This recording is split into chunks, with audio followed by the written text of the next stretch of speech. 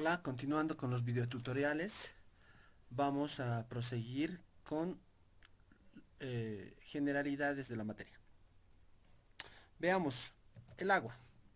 El agua, compuesto de hidrógeno y oxígeno de fórmula molecular H2O, lo que significa que por cada átomo de oxígeno en la combinación se necesita dos átomos de hidrógeno. El agua, como ya les había especificado en el anterior video, tenemos que el agua es un líquido impuro normalmente, puesto que como es el solvente universal, siempre ha de ir disolviendo por ahí alguna sustancia.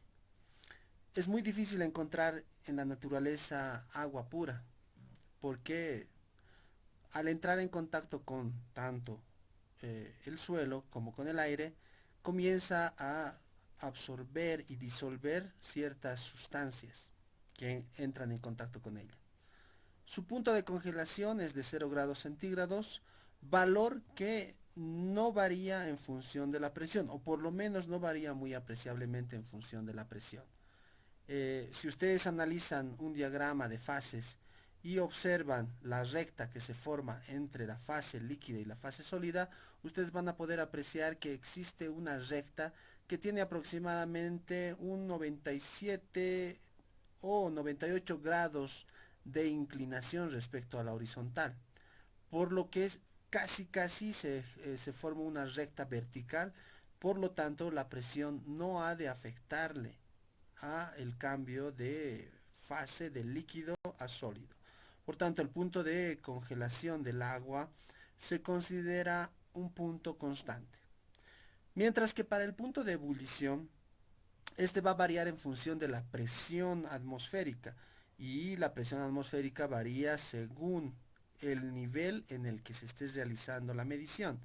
¿A qué me refiero? A nivel del mar, que es un estándar, un patrón que se ha adoptado, se dice que a nivel del mar la presión atmosférica es de una atmósfera, y por tanto el agua, el punto de ebullición del agua es de 100 grados centígrados como valores referenciales. Obviamente a nivel del mar el agua va a hervir en la escala centígrada a 100 grados, y la presión a la que está hirviendo el agua es de una atmósfera. Pero ¿qué pasa si nos venimos acá a la ciudad de La Paz? La ciudad de La Paz se encuentra en promedio a 3600 metros sobre el nivel del mar. Digo promedio porque este valor ha sido sacado después de haber medido la altura respecto al nivel del mar en varios puntos del departamento de La Paz. Por tanto, la ciudad de La Paz queda encasillada en una altura de 3600 metros, para la cual la presión atmosférica, que ha sido determinada también como promedio, es de 495 milímetros de mercurio. A esta presión, en la ciudad de La Paz, como promedio, vuelvo a repetir, todos estos valores son promedios, es la temperatura de ebullición de 86,7 grados centígrados. Ahora bien, la temperatura de ebullición varía, y no varía solamente con la presión, va a variar en función de los componentes que puedan estar disueltos dentro del agua que ustedes vayan a hacer ebullir, es decir, hacer hervir. Eh, si ustedes agarran un termómetro, ustedes van a ver que la temperatura de ebullición va a ser un rango más que una medida puntual. Ese rango va a estar comprendido desde 86 grados centígrados hasta 89 grados centígrados. Y eso dependerá de que si el agua que están haciendo hervir contiene más o menos solutos disueltos. El agua pura se puede considerar, y si ustedes hicieran el experimento con una agua bastante pura, van a ver que su temperatura de ebullición es de 86,7 grados centígrados. De lo contrario, la temperatura que ustedes van a registrar siempre ha de ser superior a esta temperatura. Pero como un buen promedio de la temperatura de ebullición, ustedes pueden considerar 87 grados centígrados a 495 milímetros de mercurio. Dos valores que ya tienen que tener de memoria siempre, para especialmente trabajo de laboratorio. No podemos utilizar valores estándar, a menos que el enunciado o el caso de representación de valores de los resultados te pidan que los expreses en condiciones estándar. pero eso es otra situación.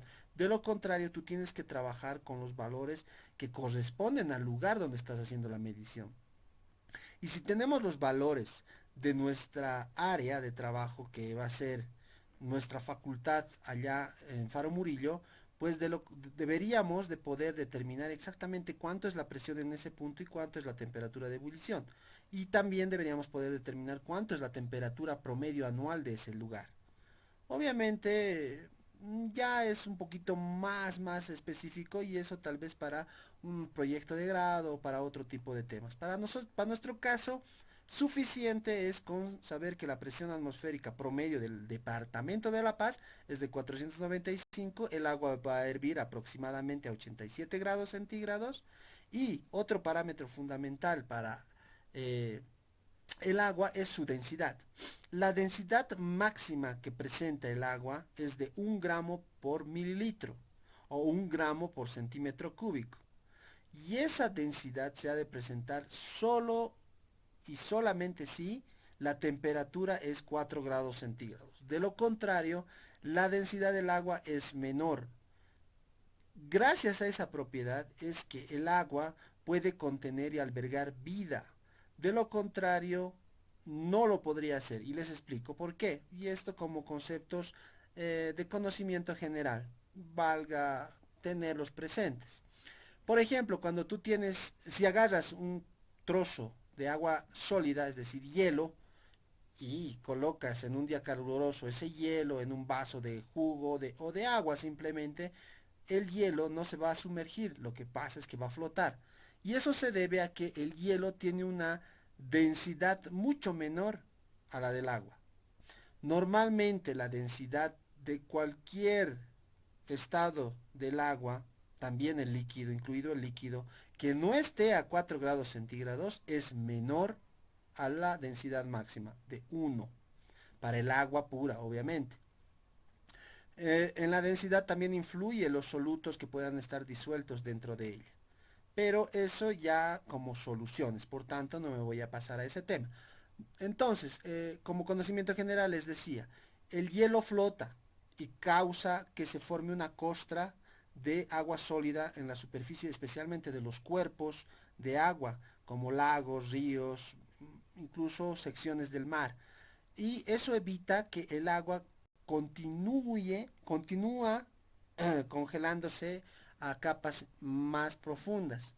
Por tanto, la vida puede mantenerse. De lo contrario, si se congelara todo, absolutamente todo, comenzaría a morir. Otra propiedad muy importante es que el agua se puede subenfriar. ¿Qué significa eso? Que se puede llevar a temperaturas por debajo de 0 grados centígrados, que es el punto de congelación de la sustancia. Se puede llegar muy fácilmente hasta menos 25 grados centígrados, con lo cual se puede trabajar para hacer conservaciones y para otros procedimientos en los cuales se necesita que el agua fluya, pero fluya a temperatura muy baja, entonces se puede utilizar. Esas propiedades que tiene el agua lo hacen bastante especial a esta sustancia. Y es por eso que el agua es el solvente universal, el líquido elemento, un líquido vital, especialmente para el ser humano. Entonces, todas estas propiedades que ustedes pueden ver acá y otras más que tiene, y estas son las más importantes que nos han de servir a nosotros, tanto para laboratorio como para tener referentes para poder aplicar en cuanto a cálculos y algún otro que por ahí ejercicio. Entonces vamos a poder recordar estos valores. Por favor, memoricen estos valores, tienen que aprenderlos de memoria. Otra parte bastante importante para la materia es la parte de las herramientas que vamos a necesitar para poder realizar tanto experimentación como cálculos. Estas herramientas básicamente son, primeramente, ¿qué tipos de reactivos vamos a manejar en laboratorio? En laboratorio vamos a manejar reactivos químicos, sin los cuales no podríamos realizar las pruebas experimentales. Y estos reactivos principalmente tienen que tener características, y una principal característica es su pureza, y que estén diseñados específicamente para análisis. De ahí viene el término de reactivo químico PA, que significa reactivo químico para análisis, valga la redundancia. Estos reactivos no los fabrican por fabricar, tienen que cumplir condiciones muy específicas que vienen de entes gubernamentales de Estados Unidos, los cuales regulan y hacen que el reactivo cumpla con estándares mínimos de calidad, ¿sí? El reactivo PA, su principal característica es que está diseñado con la menor cantidad de trazas de componentes contaminantes del reactivo. ¿Qué significa eso? Que si yo compro hidróxido de sodio y es PA, me asegura que por lo menos en un 98% como mínimo va a ser hidróxido de sodio. Y el 2% restante normalmente es agua y algún otro compuesto que no me va a afectar demasiado en las determinaciones que voy a llevar a cabo. Sí tiene otras sustancias más, pero estas sustancias están en concentraciones tan pequeñas que por lo menos en ensayos tradicionales no me afecta. Sí, ya no me va a servir si quiero hacer un análisis instrumental detallado, por ejemplo, un análisis de trazas. El reactivo mismo estaría contaminando. Por eso, para ese tipo de análisis, el reactivo que se utiliza es de ultra pureza. Los reactivos de ultra pureza son aquellos que son al 99.999% de pureza. Y esos reactivos, ¿qué diferencia tienen con el PA? Primeramente la composición, la pureza. Segundo, el valor económico que tiene. Un reactivo ultra puro obviamente cuesta 3 o 4 veces más lo que cuesta un reactivo PA. Nosotros en laboratorio vamos a utilizar grado PA. Incluso podemos usar grado QP, que es químicamente puro, reactivos que no necesariamente son para el análisis como tal, pero que sí nos pueden servir como auxiliares. Otro término importante es el grado de estándar primario. El grado de estándar primario es una sustancia química que nos va a ayudar a determinar concentraciones de otros reactivos. Por ejemplo, el ácido clorhídrico necesita como patrón primario al carbonato de sodio, que ustedes ya han debido utilizar estas dos sustancias. El carbonato de sodio va a estar en estado sólido, va a disolverse en agua y va a ser titulado mediante el ácido para determinar la concentración del ácido. ¿Sí? El Instituto Nacional de Estándares y de Tecnología, NIST, por sus siglas en inglés, es quien se hace cargo de los controles que debe tener un patrón primario. El patrón primario tiene que tener la siguiente característica: elevada pureza, obviamente, 99 punto algo para arriba. Tiene que ser no higroscópico, es decir, no absorber humedad ni CO2 del ambiente. Y debe tener un peso molecular constante, es decir, que no debe cambiar, alterarse por reacciones con el ambiente, por ejemplo. Esos tres son importantes. Tiene otros dos que sí son importantes, pero que podrían obviarse. Por ejemplo, toxicidad. No debería ser tóxico un patrón primario, ¿sí? Y debería tener una reacción totalmente completa. Pero esos dos parámetros podrían obviarse. De todas formas, ese tipo de reactivo químico es el que se utiliza. Una herramienta muy fundamental para hablar de laboratorio y hablar de la materia es realizar preparación de soluciones en donde nosotros tenemos que utilizar concentraciones y las concentraciones pueden estar expresadas en unidades físicas como ppm, porcentajes, relaciones masa-masa, relaciones masa-volumen y cualquier otra combinación. Y las unidades de concentración químicas, dentro de las cuales ustedes ya conocen la molaridad, normalidad y molalidad. Sobre eso se adiciona la fracción molar y tal vez un concepto que todavía no lo han escuchado o tal vez sí, es la formalidad. La formalidad es muy semejante a la molaridad, pero la diferencia es que la molaridad habla de moles por litro, mientras que la formalidad habla de peso fórmula por litro. ¿Cuál es la diferencia? El peso fórmula está en función de una fórmula determinada específicamente para una situación. No así como el peso molecular que está determinado para una fórmula molecular que es normalmente constante. Pero hay muchos reactivos químicos que no tienen una fórmula molecular constante, tienen una fórmula molecular promedio. Por tanto, para determinada reacción química tienden a tener un tipo de composición, el cual ha de reaccionar en la reacción química mediante una determinada característica. Eso, por ejemplo, les doy un ejemplo. El sulfato de aluminio que se utiliza mucho para tratamiento de agua. El sulfato de aluminio que se utiliza para tratamiento de agua idealmente es el sulfato con 18 moléculas de agua. Y el otro sulfato de aluminio, porque existe otro, es aquel que tiene solamente 12 aguas de hidratación. Entonces, cuando nosotros hacemos la compra de un proveedor, normalmente el proveedor nos dice cuánto de agua tiene. ¿Por qué? Porque el sulfato de aluminio no mantiene constante ni 12 ni 18 moléculas. Normalmente viene con una cantidad X de moléculas de agua.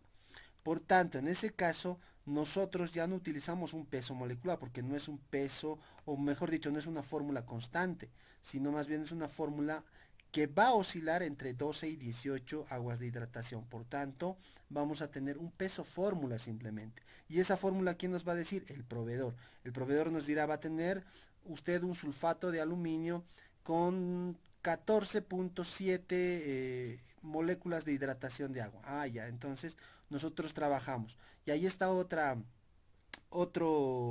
punto interesante de las fórmulas, de los peso fórmula, que no son valores, eh, como se podría decir, enteros, son normalmente valores fraccionarios, los cuales te van a dar el valor de el peso que está presentando la sustancia.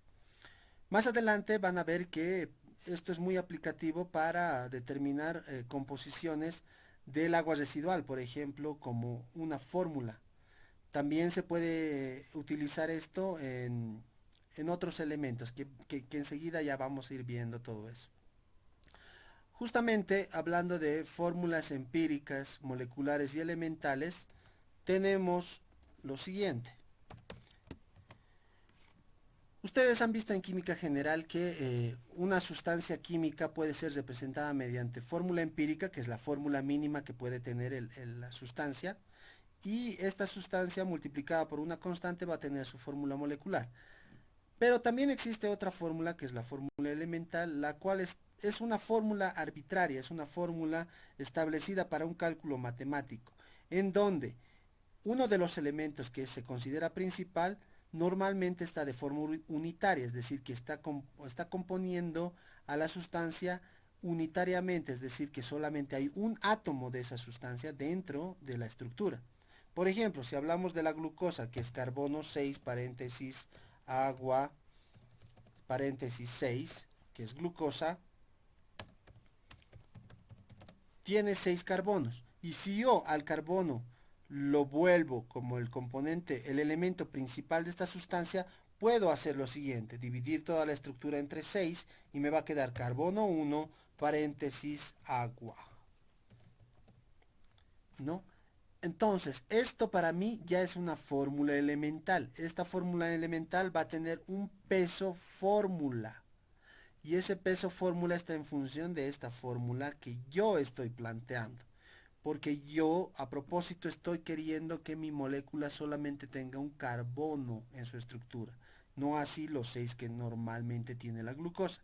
Y esto me sirve para hacer balance de reacciones de una manera más sencilla cuando trabajo con reacciones complejas, como es el caso de las aguas residuales, que tienen una estructura compleja, la cual puede representarse a través de una fórmula.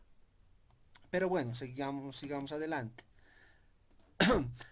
Después de eso venimos con los cálculos estequiométricos, que no es nada más aquello que ustedes ya han visto en otras materias como química general. Posteriormente, una gran ayuda, una herramienta muy importante para el análisis es la estadística. Y dentro de la estadística lo que más nos interesa saber es cómo determinar promedios, desviaciones estándar, los errores principalmente, saber qué es precisión y exactitud. Cuando hablamos de precisión y exactitud, tenemos que tomar muy en cuenta lo siguiente. Por ejemplo, vamos a hablar de precisión y exactitud. La precisión es el grado de repetibilidad entre resultados de un conjunto de mediciones. ¿Qué significa eso? Imagínense que ustedes están jugando a los dardos y tiro al blanco. Ustedes lanzan los dardos y todos sus dardos llegan a estar muy cerca uno de los otros, pero lejos del centro. Eso es precisión. ¿Qué significa?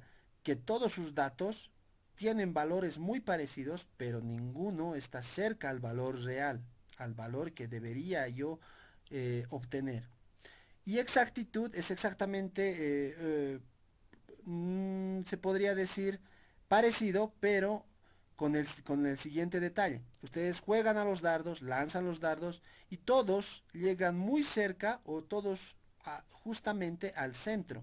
Entonces se diría que los datos que ustedes tienen son exactos, porque están cerca, muy cerca, incluso tal vez en el valor real que están buscando. Entonces, cuando hablemos de precisión y exactitud, recuerden esa imagen de los dardos. Si todos los dardos están muy juntos, pero lejos del centro, es precisión. Si todos los dados están muy juntos y en el centro, exactitud. Simplemente con eso van a poder acordarse de qué es precisión y exactitud y qué es lo que están determinando en determinado momento.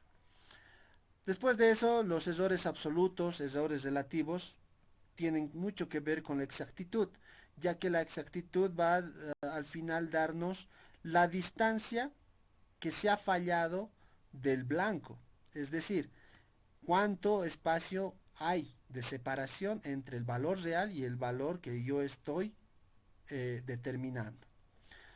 Eh, sobre eso vamos a ir viendo con ejemplos, vamos a hacer algo de estadística también y vamos a poder hacer tratamientos estadísticos de datos. Vamos a utilizar el análisis estadístico ANOVA y vamos a utilizar una distribución de frecuencias denominada T-de-Student. Esta T-de-Student, esta distribución de frecuencia es muy parecida a la distribución normal, pero como en análisis nosotros no trabajamos con la población, es decir, con el total del conjunto de medidas, vamos a trabajar simplemente con una muestra, con una cantidad mínima de medidas, entonces tenemos que trabajar con la distribución T de Student.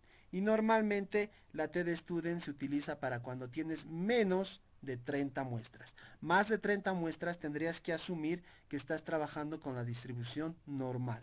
Otra prueba interesante para el trabajo estadístico es la exclusión o eliminación de datos extraños, también denominada prueba de Q. Esta prueba lo que hace es eliminar algún error grande que pueda tener los datos. Si yo he recopilado una lista de datos y dentro de esos datos hay uno que realmente se dispara del resto, no lo puedo eliminar simplemente porque es diferente. Tengo que hacer una prueba estadística y determinar si ese valor es o no fuera de lo normal. Si es fuera de lo normal, la recomendación del método me dirá, después de hacer un cálculo estadístico, elimine el dato. De lo contrario, si sale que el dato es viable, entonces lo mantenemos y trabajamos con el dato. El muestreo, ustedes ya han trabajado con muestreo desde química general, han trabajado con muestreo en estadística, ya saben a lo que se refiere el muestreo, pero es muy importante. Finalmente, los requisitos para la materia. Aquellos conocimientos que ustedes ya deberían tener. Se basa en hidrología, que es una de sus materias que abre a esta materia, y procesos físico-químicos en ingeniería ambiental 2, que también abre a esta materia. Y por ende, necesitarían procesos físico-químicos en ingeniería ambiental 1, que es la materia que antecede a esta otra.